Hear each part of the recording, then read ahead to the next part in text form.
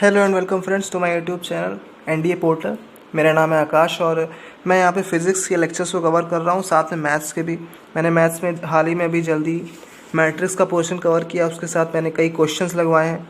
और जो वीडियोज़ मेरा रेगुलर देख रहे हैं उन्हें पता भी है, मैंने प्रैक्टिस क्वेश्चंस जो शीट्स दी थी उसको भी सॉल्व करने को मैंने कहा था। उसमें मैंने खुद भी क्वेश्चंस कई करवाए थे। और अभी जो हम आगे बढ़े हैं, मोशन की तरफ बढ़े हैं और कोशिश है कि मोशन को जल्दी से जल्दी कवर किया जाए। उसके बाद हम और मैथ्स के कई टॉपिक को कवर करेंगे, उसके साथ फिज़िक्स के भी कई टॉपिक को कवर किया जाएगा। जो हमारे दो चैनल हैं पोर्टल क्लब के, एनडीए पोर्टल और केमिस्ट्री पोर्टल, इन दोनों को आप सब्सक्राइब करिए ताकि आपको केमिस्ट्री पोर्टल में आपको क्लास 12 के जो केमिस्ट्री के कई सारे टॉपिक्स हैं, फ़िलहाल अभी ऑर्गेनिक केमिस्ट्री वहाँ पे चल रही है, आप उसको जाके देख सकते हैं केमिस्ट्री पोर्टल पे। और एनडीए पोर्टल पे तो आपको एज़ यूजुअल आपको मैथ्स, फिज़िक्स, केमिस्ट्री और हिस्ट्री उसके आपको लेक्चर्स रेगुलर प्रोवाइड हो रहे हैं। और अभी जो चल रहा है वो लेक्चर 2 हमारा मोशन का चल रहा है, फिज़िक्स का। उसके बाद मैथ्स के भी फिर मैं डिटर्मिनेंट के और चैप्टर करवाऊंगा आगे, डिटर्मिनेंट। उसके बाद वेक्टर शुरू होगा, वेक्टर और 3D मैथ्स में। फ़िलहाल ये जो मोशन हमारा चल रहा है उसकी तरफ बढ़े, लेकिन उससे पहले एक बार फिर से दोनों ही चैनल को सब्सक्राइब करिए, एनडीए पोर्टल जो आप फ़िलहाल अभी देख रहे हैं उस पर वीडियो, साथ में केमिस्ट्री पोर्टल को भी आप लाइक सब्सक्राइब कीजिए और वीडियो को लास्ट तक देखिए, इसकी कोशिश रहनी चाहिए। शुरू करते हैं अपना चैप्टर। स्टार्ट करते हैं अपना टाइप्स ऑफ मोशन का, जो हमारा पहला टॉपिक है। उसमें कितने टाइप्स के मोशन होते हैं पहले उसको जान लेते हैं, कितने टाइप्स के मोशन हमारे होते हैं। अगर मैं आपको इन सबको डिस्क्राइब करूं अगर, एक हल्का सा डायग्राम आपके लिए बनाता हूं, आपको टाइप्स समझने में आसानी होगी। जो पहला मोशन है उसे हम कहते हैं रेक्टिलिनियर मोशन। Rectilinear motion. जो आपका सेकंड टॉपिक है, जो आपका सेकंड पार्ट टाइप्स है, उसको हम कहते हैं सर्कुलर मोशन।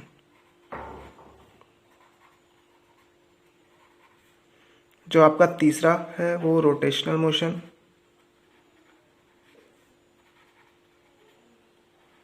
और आपका जो लास्ट है वो पीरियोडिक मोशन है।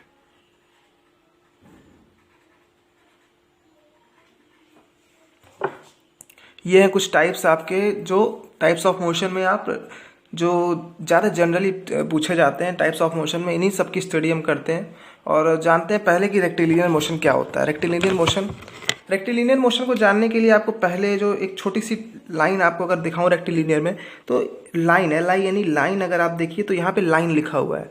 इसका मतलब है कि अगर इसी एक वर्ड को अगर हम देखें, अगर डिनोट करें तो और समझें कि रेक्टिलिनियर मोशन होता क्या, अगर यहाँ पे लाइन देखिए लिखा हुआ, इसका सिंपल मतलब है, अगर इसको हम और अच्छे से डिस्क्राइब करें, motion in a straight line. यानी रेक्टिलिनियर मोशन ऐसा मोशन है जो अगर कोई भी बॉडी स्ट्रेट लाइन मोशन कर रही है तो उसको रेक्टिलिनियर मोशन कहते हैं। स्ट्रेट लाइन में स्ट्रेट लाइन कवर कर रही है। अगर इसका एग्जांपल लेते हैं, मान लेते हैं कि एक रोड है, इस पे कार, मान लेते हैं कार है यहाँ पे और वो मूव कर रही है, एक स्ट्रेट पाथ पे मूव कर रही है।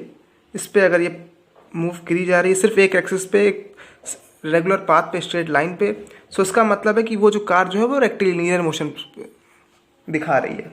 रेक्टिलिनियर मोशन एक बार फिर से मैं बताऊं आपको, सिंपली समझते हैं इसको। एक और एग्जांपल लेते हैं। मान लेते हैं कि हमारे पास एक स्केच है, इसको मैंने इस पेज पे रखा हुआ है मान लेते हैं, और ये हल्का सा हमने इस पॉइंट पे मान लेते हैं कि इसको मान लेते हैं इसका इनिशियल, अगर इसको सही से थोड़ा सा एडजस्ट करते हैं और इसका एक पॉइंट यहाँ पे रखते हैं, ये देखिए जहाँ से शुरुआत हुई और हमें इस पॉइंट पे लेके जाना है।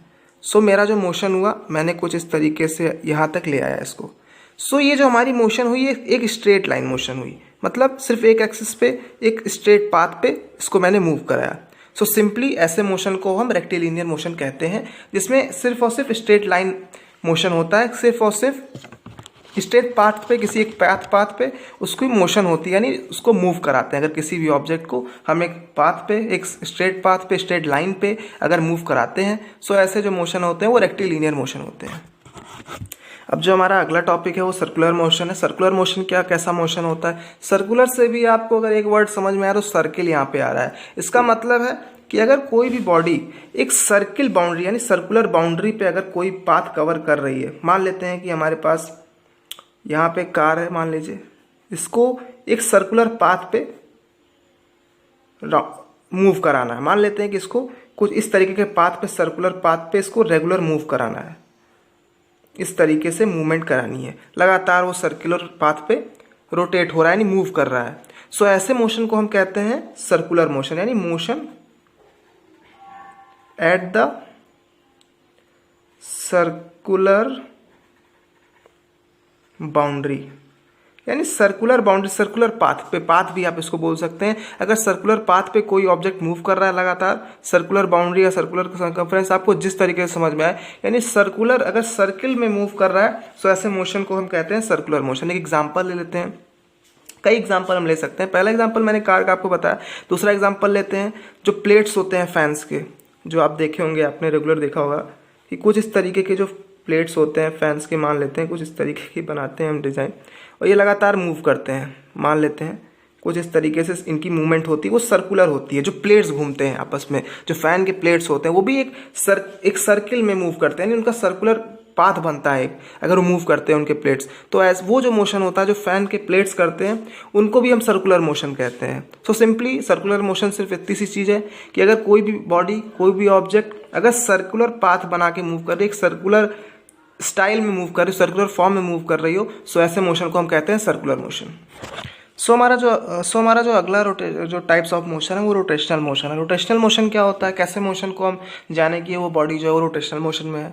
सो इसका मतलब होता है रोटेशनल मोशन को अगर हम डिफाइन करें, सो एक एग्जांपल ले लेते हैं कि जो हमारे फैंस, एक फैन को हम एकदम सही से बनाते हैं, इसका वर्टिकल पोजीशन में बनाते हैं। सो इस तरीके का कोई एक फैन होता है, मान लेते हैं कि इसके ऊपर की चीज़ होती है, फिर एक सर्किल होता है, इस पर कुछ इस तरीके के फैंस के प्लेट्स होते हैं, ठीक है। कुछ इस तरीके के फैन हमारे होते हैं, मूव करते हैं, मान लेते हैं इस तरीके से, और ये अटैच है ऑन द रूफ। इस तरीके से अगर फैन है, इसके जो प्लेट्स घूम रहे थे, मैंने बताया आपको कि ये सर्कुलर मोशन कर रहा था, क्योंकि ये एक सर्कुलर पाथ, एक सर्कुलर फॉर्म में मूव कर रहे थे प्लेट्स रेगुलरली। सो ये तो हमें पता था कि ये जो मोशन था ये रोटेशनल मोशन था, ये सर्कुलर मोशन था। ये जो मेरी जो मोशन थी वो सर्कुलर मोशन थी, ठीक है, ये मैंने आपको बताया था यहाँ पे। लेकिन ये जो एक्सिस होता है, हमको ये भी पता है जब फैन घूमता है, सो यहाँ पे ये जो हमारा एक्सिस जो अटैच होता है ये भी मूव करता है, ये एक्सिस, इसको हम कहते हैं एक्सिस ऑफ द फैन, इसको हम कहते हैं एक्सिस। सो यहाँ पे एक और मूवमेंट हमें दिखती है कि एक एक्सिस पे भी फैन की जो एक्सिस होती है वो भी रोटेट करती है, वो सिर्फ और सिर्फ अपने एक एक्सिस पे ही रोटेट करती है। मतलब एक एक्सिस जो उनका एक्सिस होता है जिसपे वो अटैच्ड होती हैं, उन्हीं एक्सिस पे ऐसे मूव करती है। सो ऐसे जो मूवमेंट होती है ऑन द एक्सिस पे अगर कोई मूवमेंट होती है वो रोटेशनल मोशन होती है। इसका एक एग्जांपल ले लेते हैं।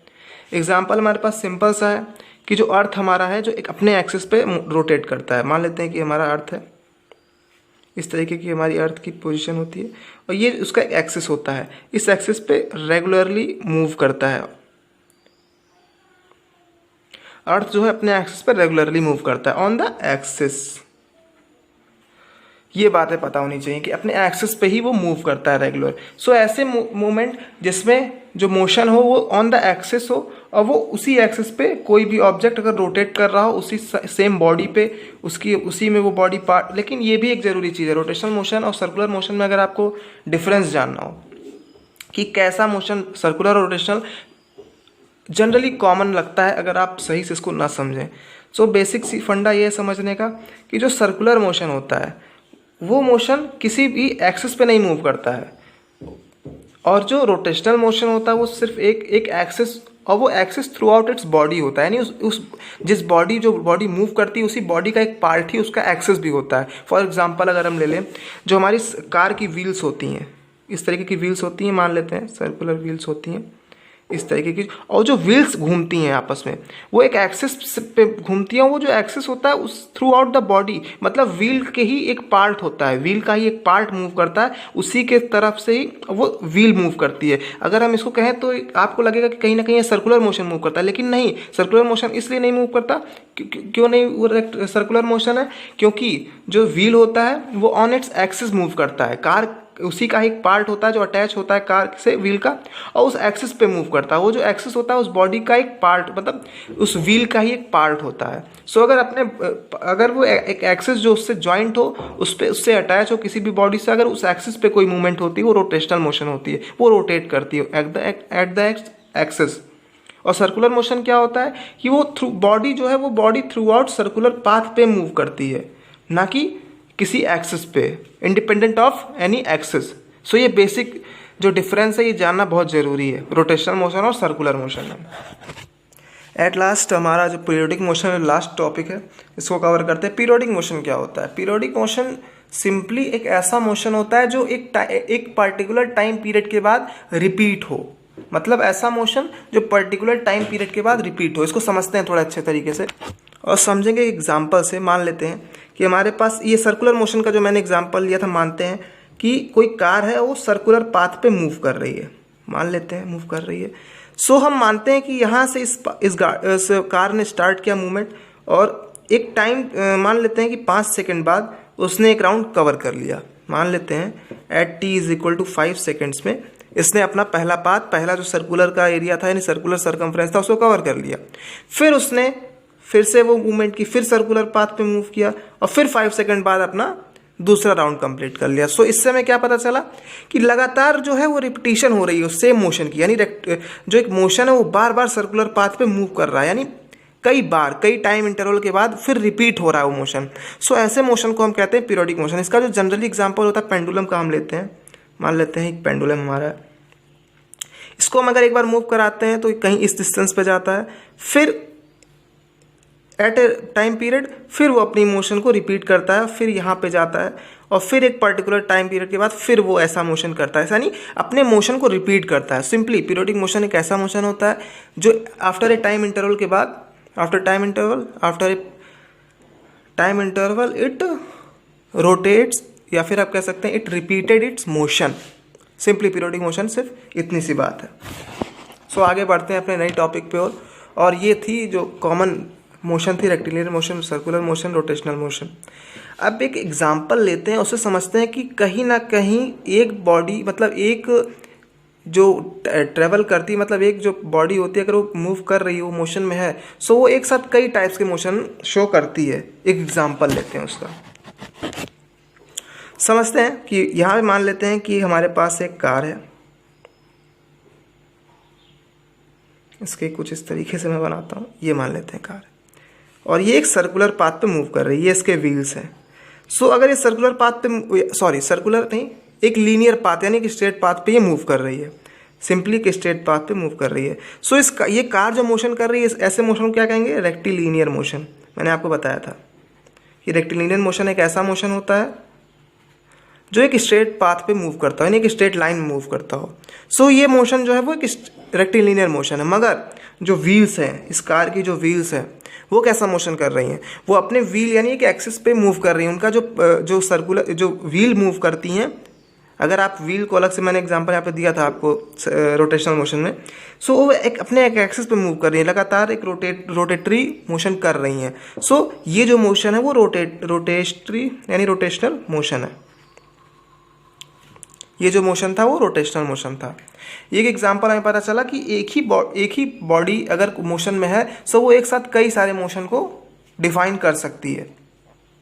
एक और एग्जांपल ले लेते हैं हम, जो सर्कुलर पाथ पे भी मैंने यहाँ पे एग्जांपल है, इसको मैं फिर से बता दूं। सो एक साथ पहला मोशन था वो यहाँ पे सर्कुलर मोशन भी था, लेकिन वो कार एक साथ फिर से वो उसी सर्कुलर मोशन को रिपीट कर रही थी, इसलिए अनदर जो मोशन था वो पीरियोडिक मोशन भी शो कर रहा था। सो इसमें भी आपको पता चलना चाहिए कि एक ही बॉडी अगर कई बार कई तरीके का मोशन एक ही साथ दिखा सकती है वन टाइम पे। सो आगे बढ़ते हैं अपने नए टॉपिक पे। सो हमारा जो अगला टॉपिक है वो बेसिक टर्म इन मोशन है। उसमें रेफरेंस पॉइंट क्या होता है? पहला जो हमारा टॉपिक है रेफरेंस पॉइंट, उसकी तरफ देखते हैं। सो रेफरेंस पॉइंट क्या होता है? अगर रेफरेंस पॉइंट को हम जनरली एक सेंटेंस में अगर कवर करें, सो इसको कहते हैं it is a fixed point with respect the body changes its position, या फिर बॉडी अपनी पोजीशन, एक ऐसा फिक्स पॉइंट होता है जहाँ से बॉडी अपनी पोजीशन को चेंज करता है। एग्जांपल लेते हैं, मान लेते हैं कि हमारी जो बॉडी है, मान लेते हैं कि एक पॉइंट पे है, हमको मूव करना है आगे हमें कुछ इस बी पॉइंट पे जाना है, यानी ए पॉइंट पे से हमें बी पॉइंट पे मूव करना है, किसी ऑब्जेक्ट को मूव कराना है। सो यहाँ पे क्या हुआ कि हमने ए से बी तक मूव किया। सो जो मूवमेंट हमारी हुई वो कहाँ से हुई? ए से हुई, यानी पॉइंट ए से हुई और वो बी पॉइंट पे गई। यानी जो एक फिक्स पॉइंट था हमारा ए था, यहाँ इस पॉइंट से इस बॉडी ने अपनी पोजीशन को चेंज किया और बी पे पहुंची। सो रेफरेंस पॉइंट जनरली हमारा फिर जो पॉइंट हुआ वो ए ही हमारा रेफरेंस पॉइंट है। क्यों? क्योंकि इसी एक फिक्स्ड पॉइंट से ही इस बॉडी ने मूवमेंट की और एक अनदर पोजीशन बी पे पहुंचा। सो इसके एक बार फिर से मैं डेफिनेशन बोल दूं, it is a fixed point respect to which body changes its position. इसका मतलब सिर्फ इतना है कि जहां से बॉडी अपनी पोजीशन को चेंज करती है उस पॉइंट को हम रेफरेंस पॉइंट कहते हैं। अब एग्जांपल ले लेते हैं। अब हमें बी से अगर यहाँ पे सी पे पहुँचाना हो मान लेते हैं। अब यहाँ पे रेफरेंस पॉइंट क्या होगा? अब रेफरेंस पॉइंट, अब यहाँ पे बॉडी यहाँ बी पे आ चुकी है, अब इसके आगे हमें मूव कराना है इसको सी तक। सो यहाँ पे जब बी पे पहुँची, अब इसके लिए यहाँ से अगर सी पे तक इसको ले जाना है, सो अगर बी से सी हमें लेके जाना है तो इसके लिए जो बी होगा वो रेफरेंस पॉइंट होगा। ये समझने की चीज़ है। जरूरी नहीं है कि जहाँ से इसकी मूवमेंट स्टार्ट हुई वो, असल में रेफरेंस पॉइंट सिर्फ इतना है कि जिस फिक्स पॉइंट से फिर इस बॉडी को इसकी पोजीशन को चेंज करानी है, जिस फिक्स पॉइंट से, वो पॉइंट उसका हर समय रेफरेंस पॉइंट होता चला जाएगा। सो यहाँ पे हमने पहले बॉडी ए पे थी, ए पे हमें बी पे मूव कराना था। सो यहाँ ए से स्टार्ट हुई इसकी मूवमेंट, इसलिए हम एक जब बी पे हमें पहुँचाना हुआ तो ये रेफरेंस पॉइंट हमारा ए हुआ। मगर जब बी से सी पे हमें इस पॉइंट को लेके जाना है, इस बॉडी को लेके जाना है, सो उसके लिए बी, क्योंकि बी से फिर हमें पोजीशन को चेंज कराई, इसलिए रेफरेंस पॉइंट फिर यहाँ पे बी हो गया। सो रेफरेंस पॉइंट हमेशा हर ऑब्जेक्ट का बदलता रहता है जहाँ से उस बॉडी को फिर मूव कराना हो। सो इसका मतलब है कि बॉडी तभी मूवमेंट में होगी, तभी मोशन में होगी जब वो जो पार्ट है एक पर्टिकुलर फिक्स पॉइंट यानी रेफरेंस से हमेशा बॉडी अपनी मूवमेंट को, अपनी पोजीशन को चेंज करती चली जाए। क्योंकि अगर यहाँ पे ए के बाद बी पे ले गए हमने, फिर बी पे अगर ये बॉडी रुक जाती है, इसके बाद फर्दर मूवमेंट नहीं करती है, सो इसका मतलब यहाँ पे मोशन खत्म हो जाता है, यहाँ पे बॉडी मूव नहीं कर रही है, यानी यहाँ से फिर वो बॉडी एट रेस्ट पे हो जा रही है। लेकिन फिर अगर हमने इसको सी पे मूव कराया, सो इसका मतलब क्या है कि ये बॉडी अभी भी मोशन में है और वो फिर सी पे पहुँच रही है। फर्दर अगर इसको हम सी से डी तक लेके जाएंगे, सो यहाँ पे भी हम ये जो सी होगा वो रेफरेंस पॉइंट होगा। सो यानी जो हमारा डी होगा, फिर अगर यहाँ पे बॉडी रुक जा रही है इसका मतलब फिर यहाँ पे रेस्ट है, यानी रेगुलरली रेफरेंस पॉइंट और उसका पोजीशन चेंज होना जरूरी है। अगर मोशन में है वो बॉडी तो उसका रेफरेंस पॉइंट हमेशा बदलता रहेगा, कभी रेफरेंस पॉइंट एक नहीं हो सकता। और इसका मतलब तभी हमें पता चलता है कि बॉडी मोशन में है। अगर बॉडी मोशन में है सो रेगुलरली वो अपना पोजीशन अपने रेफरेंस पॉइंट से चेंज करती चली जाएगी। सो ये बिल्कुल रेफरेंस पॉइंट बिल्कुल क्लियर सी चीज़ थी। इसको मैंने आपको पूरी तरीके से समझाने की कोशिश की है, मुझे उम्मीद है आपको समझ में आया होगा। अब अगला जो हमारा टॉपिक है वो पोजीशन है। पोजीशन क्या होता है? सिंपली पोजीशन वही होता है कि एक रेफरेंस पॉइंट से वो बॉडी जहाँ तक मूव की हो और उसका जो पॉइंट, जैसे मान लेते हैं एग्जांपल लेते हैं, फिर आपको समझ में आएगा। फिर से हम करते हैं कि इस बॉडी को हमने ए से बी तक मूव कराया, ठीक है, ये हमारा हो गया रेफरेंस पॉइंट।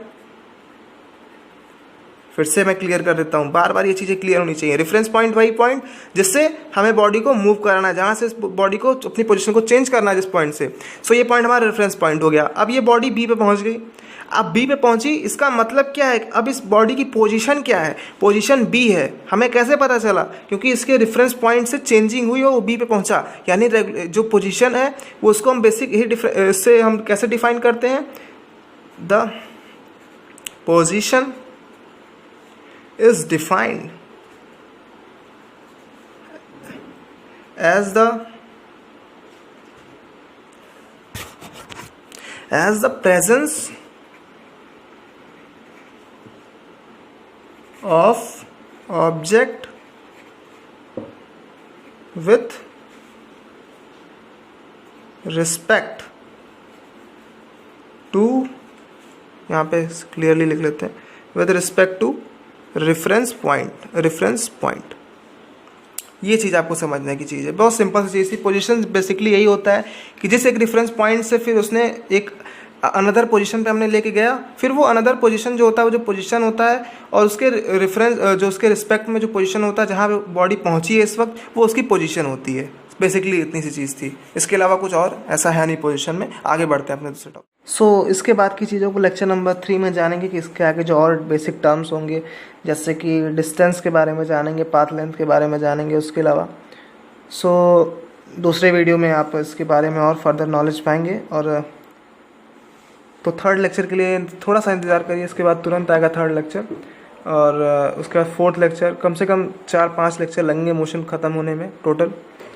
सो लाइक करिए, सब्सक्राइब करिए, कमेंट करिए और NDA पोर्टल देखते रहिए।